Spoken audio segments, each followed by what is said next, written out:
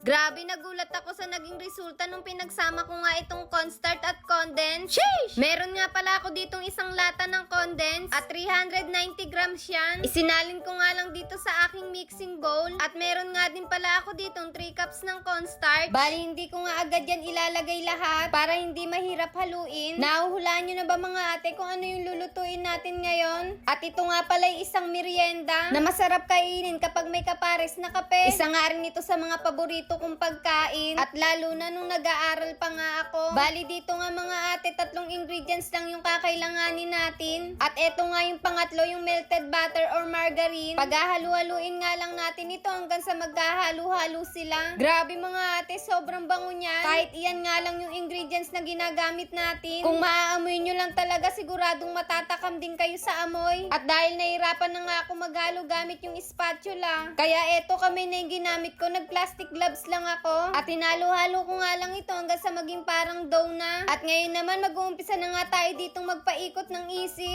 Walang ganon!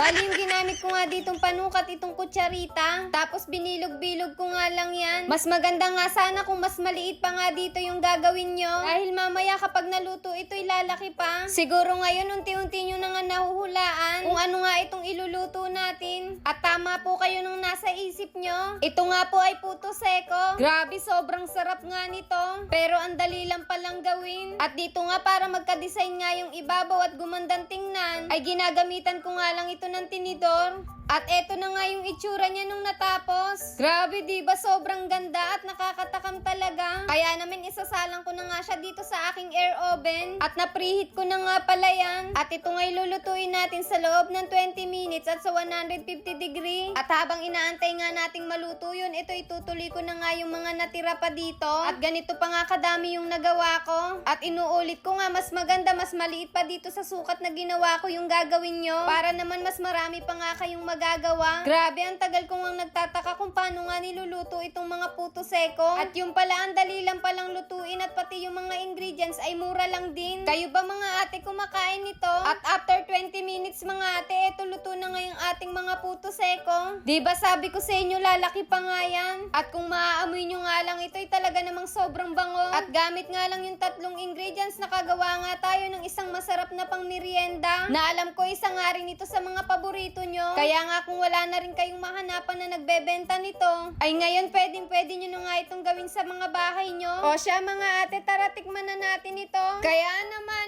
unang kagat first bite. Ang sarap! Grabe, kuwang-kuha ko nga yung lasa ng puto seko na nabibili sa labas. Hindi nga ako makapaniwala na nagawa ko ito. Yung malutong siya sa labas, tapos yung loob, pag kinagat nyo, melt in your mouth talaga.